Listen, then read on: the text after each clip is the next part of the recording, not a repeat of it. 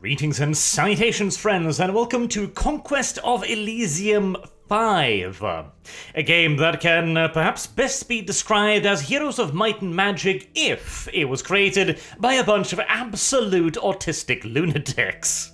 And that, by the way, is very, very high praise indeed.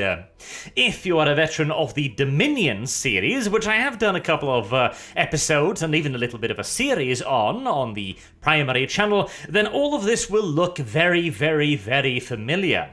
It is made by the same developers, Illwinter, and the theme is quite similar. It's also set in the same style of world. Although, actually, in comparison to Dominions, this is a much simpler and more newbie-friendly game with way less in the way of stats, spells, units, and other such nonsense. So if you're looking for an easy entry into Dominions, this might not be the worst idea, though, saying that, it is still not a particularly newbie-friendly game. It's, where would I place it? It certainly isn't Command, Modern Operations, or Dominions, but it certainly isn't Call of Duty or Age of Empires either. I'll just show you, shall I? Yes. Right now I am playing the Druid faction, one of several factions. I'll be going through several of them to show you the differences in playstyle, because that is one of this game's primary strengths, the fact that each and every faction is very, very different. Not merely in terms of themes or units, but in terms of spells, in terms of playstyle, in terms of resources, literally everything pretty much. You also have several different ages. For this playthrough I selected a random age and I got put into a very high civilization age. So you can see there are tons of little towns and hamlets, even full-on cities scattered all across the map, which is very unfortunate because the druids are a far more natural faction, and their basic infantry units, the bare-chested warriors, are absolute goddamn garbage, because they have 0 armor, F-all, resistance, strength, morale, weaponry. They're serviceable in the earlier ages, but, yeah, fighting against, I don't know, knights made of lightning, or giant thunderbirds, or actual disciplined infantry with armor and halberds and crossbows. Painful. Painful, very, very painful. I do, however, still use money as one of my primary resources, so I can purchase more units by spending money, like, for example, on this Beast Cavalry unit, which will also use a little bit of metal. You can see my current resources here, and my trade capacity, with which I can use to get more resources. Then I have my unique resource, which is herbs. In my case, I get herbs from forests and from ancient forests. I can also get them from some different planes as well. This is one of the coolest features in this game, various planes that you can traverse. This is the sky, the cloud domain, where things that are made of, well, skies live. Oh, and spiders as well. It also has some forests and some sky flowers too. In fact, I haven't claimed that one. I don't think I have a commander here, unfortunately, so I can't move these guys out. You've also got different realms like hell, literal hell. And you can travel in between them, though many of them are very, very hostile to human life. It, of course, also has a combat system, which we will be demonstrating by trying to take this city. Now, druids are not particularly good at taking cities, but after long time, I've been able to get a couple of catapults purchased at a ruinous expense, along with a solid battery of mages, casting a variety of spells. This little druid lady right here has 3 spells, 2 of which are memorized, Poison Arrow and Vine Arrow. You can get a little bit more detail by looking at them. They are poison spells with a little bit of initial damage and a tiny bit of range as well. 5 is okay, but not amazing. Also have some crossbowmen, which is a relatively rare recruiting unit, and some archers, and then the meat shields in front. But the value of seizing this city will be considerable, so we're gonna have a go at it. The primary military fighting force of the druids, however, come, of course, from various forms of animals. As you can see here, I've built up a pretty goddamn reasonable stack. Everything from basic animals like wolves or angry piggies to considerably more fantastical creatures like wyverns, or I believe there's a lindorm over here somewhere. That's the amphithetra. Isn't there a lindorm here? Maybe I got it killed at some point. Very likely. We also have a giant moose. That's actually a super good unit because it has trample, which means it will actually just run through enemy ranks, crushing them as it goes, whilst also attacking with its antlers and hoofs. A 1 to 25 damage, by the way, is absolutely enormous. By comparison, a wolf does 1 to 7. Also some bears, a monster boar, and a chimera, which in addition to having a buttload of attacks, also have a fiery breath. Units will also take damage as they fight in repeated battles. As you can see, the Chimera has lost an eye. Which eye on its head? I'm not entirely sure. But it has lost one, and that will decrease various stats. It also has a debilitating wound, which is not great. This means that your units will become significantly less powerful as they keep fighting and gaining wounds. For example, this bear right here with a chest wound and a never healing wound has only about 20 hit points, whereas this one has 32 and 1 point more of strength as well. You summon these via various rituals, and I've built up enough right now to use Call Primal Being, which is a very nice one. This will summon a very big boy, an ancient creature from the past of Elysium. So let's spin the wheel, shall we, and see what we get. A beholder. Right, okay, that's not too bad. There are better beings, but as you can see, the Beholder can cast 1, 2, 3, 4, 5, 6 6 spells a turn. That's a lot of spell power. That is an artillery unit and a half right there. This will probably be seconded to my siege formation, looking at it. Jesus, that's a lot of attack. Speaking of siege, let's pass the turn and see how the offensive siege battle worked out. Alright, at the end of the turn, you will get various battle reports. So we had an attack in a forest here, where a couple of brigands showed up and killed my random little animals, which is annoying, but not that big of an issue.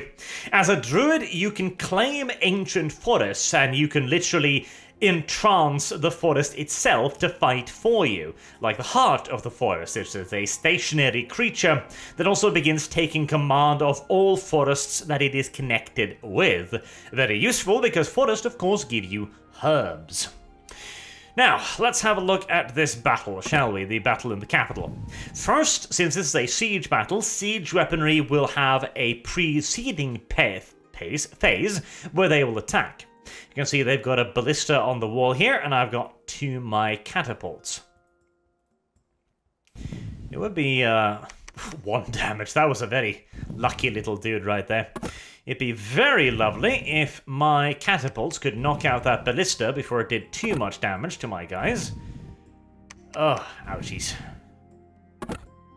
Yeah, my infantry is not very tough. Not very tough at all. The parapets, the walls, also give a whole load of advantages to troops on them. They give them cover, which reduces incoming damage, makes it more difficult to hit, and also gives them increased range.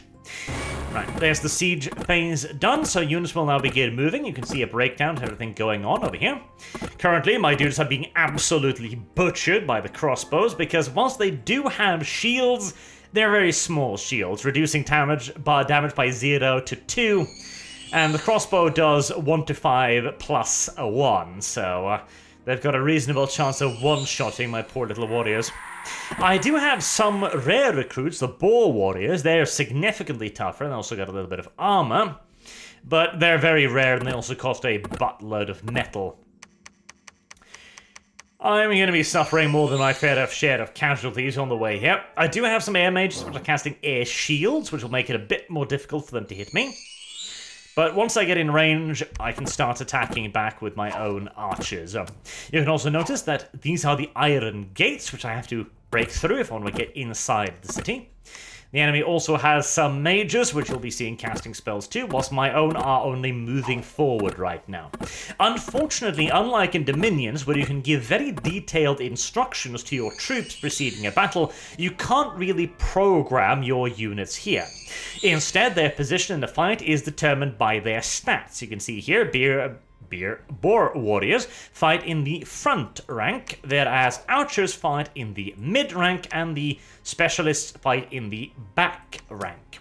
Again, it's to make the game a little simpler and a little bit more approachable for those who don't have, you know, traumatic levels of autism required to play Dominions. Now, this is one good part about my little boar warriors. They do carry a couple of javelins, as you can see here, which allows them to attack at range at least a little bit to try and engage some of the enemy archers. I've also got some slingers, but I'm not doing much right now. Eventually, however, my mages will start getting into range. That was a shade summoned behind me. Very, very unfortunate. And then we'll start seeing some actual damage. Luterius Vergebeboten took care of that with his Wand of Acid. Commanders can also have special equipment, and in this game you can actually theoretically equip even your basic warriors with special equipment, though most of the time you wouldn't, except if you're playing something like the Troll Kingdoms, for example, where your basic units are goddamn trolls. Yeah, they can make pretty goddamn good use of special equipment. Let's speed this up a little bit. It is a turn-based system, so each unit will take turn in order of their initiative. So each and every one of these units have their own little stat blocks, including initiative, morals, XPs, ranks, kills, armor, magic resistance, and of course their weapon abilities. But unlike Dominions, they don't then have 12 sub-stats for every in-game stat, so that's something.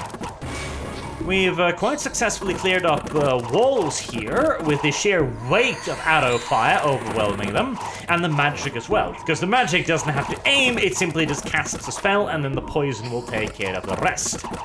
We've broken through the gates and the warriors have begun a little bit of fighting. This is going to be a very expensive battle, but it will be a victorious one. 23 units dead.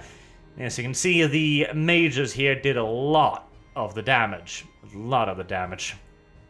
And now that I've taken control of the city, you can see if I hover it, it will give me 5 gold coins, 3 trade, 2 defensive, and a little bit of research as well. Now, I can also use the area to purchase new units, which is very, very nice. Ooh, pikemen. See, as you can see, they are green. That means that they are a random chance rare recruit. Pikemen are, of course, really good. Well, for most factions, they're not actually that amazing, though they do have the special ability for long, which allows them to attack in 2 ranks. But for my poor unarmored ass, oh yes. Pikemen, 10 pikemen for 62 gold? Absolutely, don't even need to think about that. You can also level up your unit's abilities by, for example, I can click on my Elder here, by visiting the library. Study Storm Magic, and you will have access to 1 more spell, which is Lightning Resistance. Pointless. That's not really worth much now, is it? Alright, so let me show you a couple of the other factions as well to give you an idea of the breadth of the game. So, just one moment whilst I load up another game. Here's something a little bit more monstrous. The Troll King. Oh yes. Whilst previously my units were pretty goddamn shit, now my basic unit are trolls with ridiculous damage and AoE sweep ability, very respectable armor, tons of hit points, and regeneration. In fact, my primary character, the Troll King, will early on be able to take on entire villages with no issues whatsoever. He can take on bloody armies, and he's got 122 kills to his name. Now, unfortunately, in this game, I happen to raid a library, which is normally good because it gives you magic items like the Ice Spear, for example. 1 to 6 damage, which is neat, but then another 1 to 6 armor negating frost damage, and of course, I have my sweep, which means that I'm doing 1 to 6 plus 25 points of piercing damage because of my strength. He does a lot of damage. a lot of damage. But the second item was considerably less useful. The Heart of Life.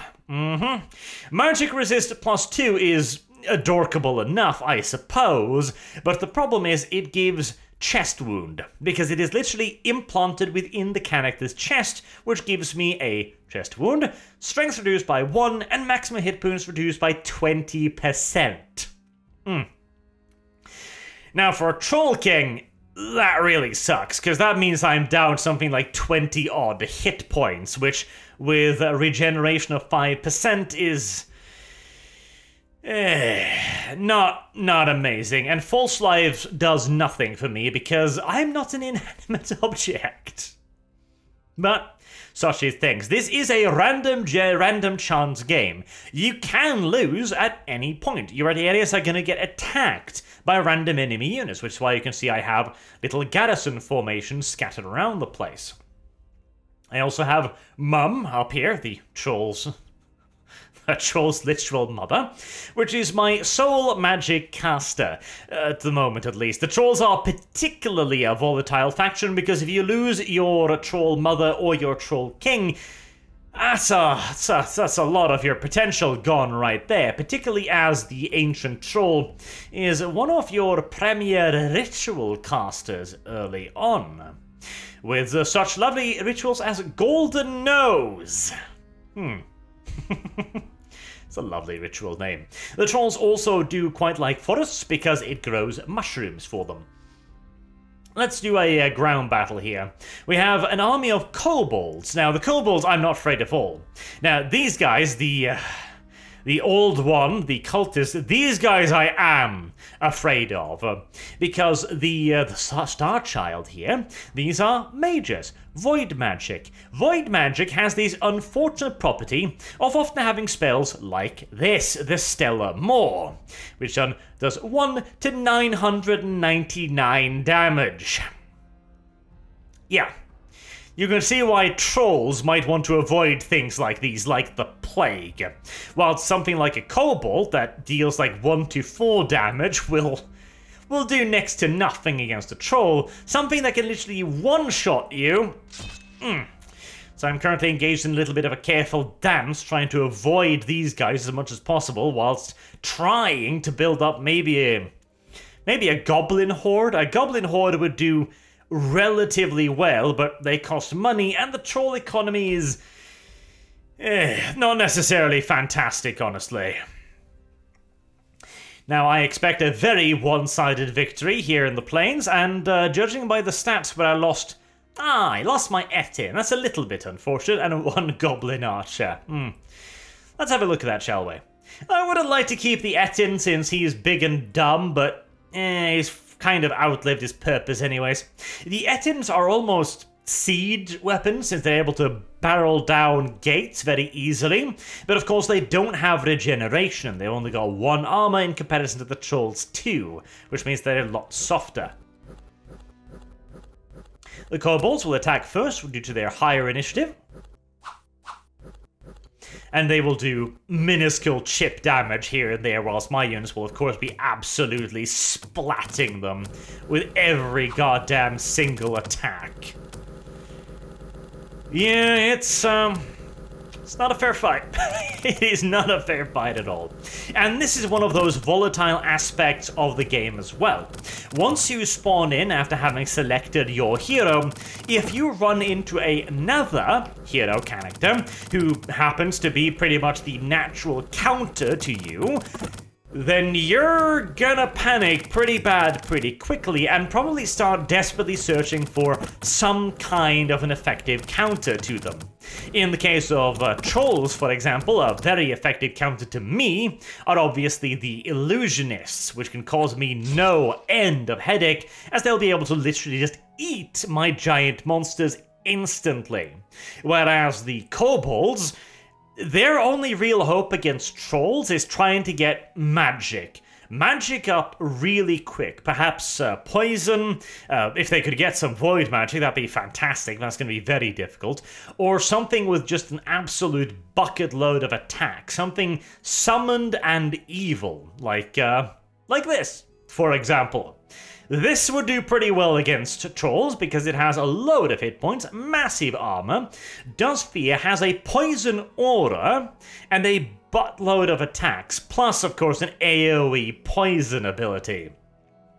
It's my single most effective unit right now, and I am hiding it like a little girl because I'm scared shitless that the the high cultists will simply splat it instantly. Ooh, most unfortunate. Meanwhile, I'm trying to get the goblins back up there as well. The units move on the map at the end of the turn. God, I definitely don't want to risk my Troll King's army here. Num num num num num. Yes. He probably doesn't want to fight me either, though. It'd be fantastic if I could just snipe the little bastard, but it's rather unlikely. I can just try and starve him from some resources, mayhaps. Actually, you weren't supposed to be wandering out there. I might need to bring down the forest giants. At least their thrown boulders might have a chance to snipe them. But let me show you a couple more factions as well.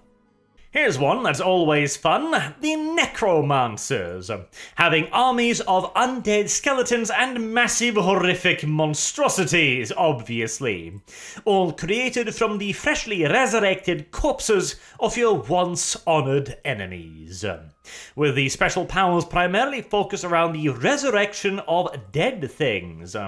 Old Man Bones here has in fact found a place with a decent amount of casualties. Now, I don't think I have the, I don't have enough corpses for an abomination, which is unfortunate. Maybe, I don't even know. Raise some dead? It's hardly even worth it, necessarily. Oh, God, yes. This army. This is a very unfortunate army I've got up here. I've been avoiding them like the plague. The Bakemonos are very dangerous in that they have very good spellcasters, and also the Tengu with a pretty damn great burst fire ranged attack with their wings, including excellent stats, and the Kappas. The Kappas are an absolute horrible enemy. 20 hit point, basic frontline melee unit with 2 armor and 2 attacks. Oy. I hate them, I do. Though I recently managed to summon this. An undead titan dragged from the pits of hell. That might just be what I need to turn the tide up here. Yeah, it's quite risky, however, but I might as well demonstrate a little bit more combat. I would never do this normally, because I'm not at all sure I can win this fight, but for your sake, allow me to demonstrate. Also, I'll resurrect some dead as well whilst I'm at it. Why not? Use special power, raise dead. This is a fairly prolific battlefield, some long deads and some goddamn zombies. The long deads are quite excellent in that they can be upgraded to different form of the undead, like the Banefire Archer, for example, having a special ability on their bow that negates armor and does magic damage in addition to aging the target. And with age comes disabilities, yes. You can literally kill the enemy from old age in this game. Right. To battle! Let's see how this works out. Without the Titan, I'd be slaughtered here, but the Titan might bring me enough oomph to turn the tide around. This is not by any stretch of the imagination a bad army either. I've got some direwolves in front with morale-breaking howls. I've got tons of ethereal units, which can only be reliably hurt by magical weaponry, and they also have magical weapons of their own. But the Daibakemonos are just a really, really goddamn powerful faction, so I expect them to chew through my front lines with frightening speed, frankly. So my best hope here is that Wazoo, the Tartarian spirit, will be able to do some serious magic damage. Oh, an earthquake. That's nasty. As I mentioned, they have really, really good mages themselves. Weakness. Unfortunately, you cannot program spells either, so I'm kind of at the mercy of my Titan to pick something, you know, effective.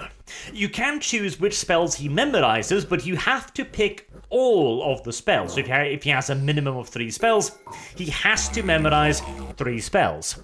Which in this case means that I have to take, like, Tremor's okay, but I would like for him to just spam Eruption and nothing else. And Weakness. Currently he has cast Weakness twice, which is awful, because what I need is for him to cast Soul Vortex, so I can actually do some real damage.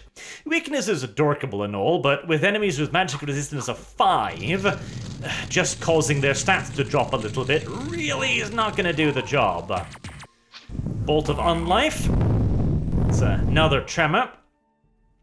Bolt of Unlife ain't bad, but it's more for dealing with horde armies, where once they kill something, they create an Soulless as well. It can be devastating against less elite armies, but against something like the Daibakemonos, again, I really need that Soul Vortex to start landing. Right now, again, my front line is being torn to absolute goddamn shreds. But luckily, their wizard hasn't landed too many of his own massive AoE abilities either. I can deal with the tremors, because most of my units are actually floating, which means they don't give a shit about the earth shaking. Though my Necromancer has taken far more damage. Ah, there's the Lightning Strike. That's the spell I really don't like. Lightning Strike chews into my ranks like nobody's goddamn business. And of course, the Ethereals, 1 hit point. They can only be hit on a chance of 1 in 4 by mundane attacks, making them reasonably good tanks, but against good mages, yeah, they start taking damage awfully quickly. Luckily, I'm starting to pump out those soul vortexes. As you can see, now we're starting to chew through them, now that the Tartarian Titan is up in the front ranks. Unfortunately, so is my Necromancer. I'd rather him not die, but due to the eating away of my front ranks, that might not be something I can control. I really need to kill that goddamn mage. Sadly, and there goes my Necromancer. God damn it. Yep, this battle is definitely not worth it. This is way too much damage on my end, though the Tartarian Spirit is going to win quite happily here. He's eaten so many enemies using his spells now, he's actually got himself 230 hit points because he keeps eating the enemies. There you go. A ridiculously expensive victory, but a victory nevertheless. Let me also show you one last little faction, which, oh good, he was only wounded. Lucky, lucky, lucky, lucky. One last faction, which I think you'll enjoy. Hobbits. Goddamn, honest to God, Hobbits. And not just that, there's actually 2 flavors of hobbits in this game. These are the good guy hobbits, and then there are also the evil hobbits. The necromantic hobbits that raise hobbit undead. Oh, hobbit undead are pretty goddamn awesome, there's no doubt about it. The hobbits are unsurprisingly really goddamn weak. Now, the sad part is they're still better than the naked savages of the druids, since at least they do have some armor, but they do no damage. They do 1 to 4, 1 to 5, -1 because of their pathetic strength. They're also really bloody expensive. Trying to get a unit of of Burgermeister's guards, the mayor's guards, costs 40 gold and 10 metal. Like, you could get knights for the same cost. In fact, you can get the Hog Knights. Now, the Hog Knights would have been really, really good if it weren't for the fact that, again, they're just too goddamn squishy. 5 hit points is awfully low. But they do have really good crossbowmen. With a range of 5 and, again, pretty pathetic damage, but they've got reasonable accuracy, and you can get quite a lot of them. They also have some decent mages. The Horticulists. They've got alright basic druidic spells like Poison Arrow, but most interestingly, they can summon Protectors of the Hoburg, Ents. Now these, they're slow, which is an absolute pain in the ass in most armies, since it will reduce your movement speed to an absolute crawl, but guess what? All hobbits are slow, so you don't give a shit now, do you? And hit points like these, oh boy, these are some of the best tanks in the entire game. They're resistant to blunt and piercing damage, they've got 2 armor, and a ridiculous amount of attacks as well. Get enough of these up with a solid wall of halberd crossbowmen behind them, and nothing is gonna stop you. Oh, unless the enemy has easy access to fire magic, in which case you're gonna get stopped awfully quickly. We have here a pretty good enemy army as well. Now, the worst thing here is this. The Creeping Doom. The Creeping Doom is an invulnerable unit. It cannot be damaged by non-magic weaponry because it's literally just an army of insect. It has a load of damaging attacks, which do poison, and it's invulnerable to basic damage. A nightmare. An absolute nightmare. But I do have Clockwork Soldiers with lightning attacks here, which is a courtesy of my Horologist who can summon these things. He uses another special resource, gemstones, to create them. Diamond constructs, emerald constructs, sapphire constructs, and even massive titanic walking mecha constructs of diamond. So, let's send them in to have a bit of a fight now, shall we? This should be a reasonably simple battle, actually. I'm going to take some casualties, but as hobbits, you get pretty used to taking casualties, frankly. There goes the AoE out from the Clockwork Constructs. Absolutely fantastic. The gelatinous cube is also a bit of a pain in the ass for hobbits because it's piercing, blunt, and slash resistance, which means you'll be doing dick all damage to it, and it will be eating your hobbits constantly, but it ain't gonna be eating an ant anytime soon. Oh god, no. There goes the enemy's cavalry with special lance charge weapons just bouncing harmlessly off the ants who do not give the faintest of shits before simply murdering them. There's a curse going out there, turning some of the enemy units into literal trees for a turn, until their magic resistance can get away with it. And by the way, yes, that is a monstrous snail. That might sound stupid, and it is, but it's got armor 3, tons of hit points, and an AoE poison attack. It's not as shit as it sounds. Not at all. Speed things up a little bit. My primary damage dealers here are going to be my mages and my constructs, obviously, as they're going to be pouring down the fire there. They're also the only ones who can hurt the Creeping Doom. Fortunately, it's only got 11 hit points, so long as you can actually hurt it, there you go, it burned to death. It's actually relatively simple to deal with. The root monster is also a fairly nasty thing, but only to basic hobbits. The Ents are not going to give a much of a shit about it. It's not going to be able to hurt the root master, but neither is it going to be able to hurt the Ent. So it's just going to be a slow, grinding damage race until eventually my mages will kill all of them. That is actually a surprisingly one-sided battle. I'm going to lose some automatons, but since most of the enemy's attacks at this point are actually poisoned, the robots don't really care about poison, unsurprisingly. Whereas the enemy, made up primarily of snails, lizards, humans, and hydras, they do care about fire and lightning and the whipping branches. Oh, this was an absolute slaughter, actually. An absolute monstrous slaughter. Oh, Jesus. That's a wipe and a half. I lost 6 units. Oh, Jesus.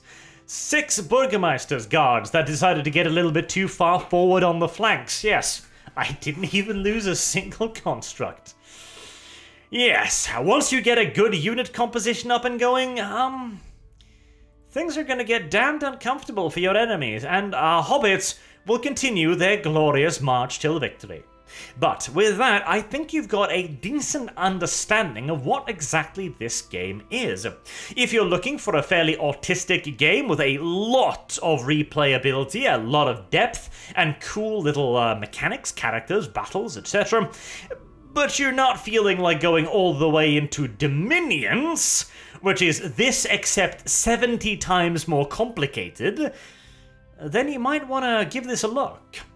Until next time, I have been Arch. Thank you all very much for watching, and I hope to see you all again soon. Till then, have a good day.